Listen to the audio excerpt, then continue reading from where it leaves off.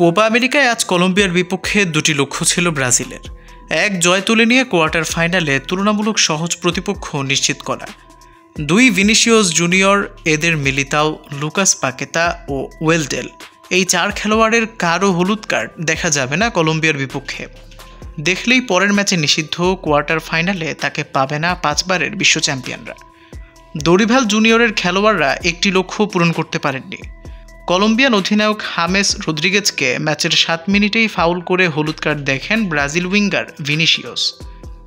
তখনই নিশ্চিত হয় ব্রাজিল কোয়ার্টার ফাইনালে উঠলে এই ম্যাচে রিয়াল মাদ্রিদ তারকাকে পাবে না তারা। কলম্বিয়ার বিপক্ষে 1-1 ড্রয়ে ডি গ্রুপের রানার্স আপ দল হিসেবে শেষ পর্যন্ত কোয়ার্টার ফাইনালে উঠেছে ব্রাজিল। কিন্তু জিতলে যেখানে পারাবার মতো সহজ প্রতিপক্ষ পাওয়া যেত, ড্র করায় সেখানে মুখোমুখি হতে হবে কোপায় 15 বারের চ্যাম্পিয়ন উরুগুয়ের।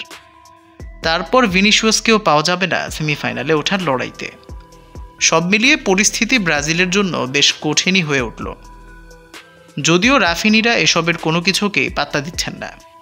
কলম্বিয়ার বিপক্ষে ফ্রিকিক থেকে 12 মিনিটে চোখ ধাঁধানো গোল করেন ব্রাজিলের এই উইঙ্গার। দূরপাল্লার শটে গোল পেতে পারতেন দ্বিতীয়ার্ধেও। কলম্বিয়ার গোলকিপার ভার্গাসের দৃঢ়তায় সে যাত্রায় আর হয়নি।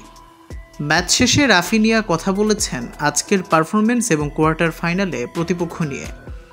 দুর্ভাগ্যক্রমে প্রত্যাশিত ফলটা আমরা পাইনি। যে অবস্থান থেকে আমরা কোয়ার্টার ফাইনালে উঠতে চেয়েছিলাম সেটাও হয়নি। কিন্তু চ্যাম্পিয়ন হতে চাইলে পরের রাউন্ডে প্রতিপক্ষকে তা নিয়ে দুশ্চিন্তায় পড়া অনুচিত। যে কারো বিপক্ষে খেলার প্রস্তুতি থাকতে হবে আমাদের। চ্যাম্পিয়ন হতে চাইলে নিজেদের সেরাটা খেলার প্রস্তুতি থাকতেই হবে। ব্রাজিলের কোচ দরিভাল ভিনিসিয়াসের হলুদ কার্ড দেখা এবং তার পেনাল্টি না পাওয়া প্রসঙ্গে রেফারির সমালোচনা করেছেন। প্রথমার্ধ শেষ হওয়ার 2 মিনিট আগে কলম্বিয়ার বক্সে পড়ে যান ভিনিসিয়াস। VAR প্রযুক্তিতে দেখা যায় তিনি ফাউলের শিকার হননি, তাই পেনাল্টি দেওয়া হয়নি। ম্যাচ শেষে দরিভাল এ নিয়ে বলেছেন, ভিনির ফাউল মুহূর্ত ব্যবধান 2-0 হতে পারত। এরপরই আমরা গোল হজম করেছি। আমার মতে এটাই পার্থক্য গড়ে দিয়েছে। স্টেডিয়ামে শুধু সে এবং VAR দল টের পায়নি যে ওটা পেনাল্টি ছিল। এতে ব্রাজিলের ক্ষতি হয়েছে। আমাদের বাস্তববাদী হতে হবে। ঘটনাটা ঘটেছে, কেউ বানায়নি।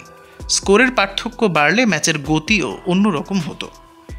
প্যারাগুয়ের বিপক্ষে ম্যাচে হলুদ কার্ড দেখা ভিনি আজও হলুদ কার্ড দেখে পরের ম্যাচে নিষিদ্ধ হওয়ায় তার বদলি নিয়ে ভাবতে হবে দরিভালকে। সম্ভবত ভিনির জায়গায় 17 বছর বয়সী স্ট্রাইকার অ্যান্দ্রিককে উরুগুয়ের বিপক্ষে খেলাতে পারে ব্রাজিল। যদিও অ্যান্দ্রিক নিজেই মনে করেন ভিনির বিকল্প বের করা সম্ভব নয়। বদলি বের করা খুব কঠিন, কারণ খেলোয়াড়টি ভিনি, তাকে ছাড়া খুব কঠিন হবে। তবে স্কোয়াডের 26 জনই প্রস্তুত। কে প্রতিপক্ষ তা নিয়ে ভাবনা নেই। সবাই নিজের সেরাটাই দিবে। রোববার বাংলাদেশ সময় সকাল 7টায় কোয়ার্টার ফাইনালে উরুগুয়ের মুখোমুখি হবে ব্রাজিল।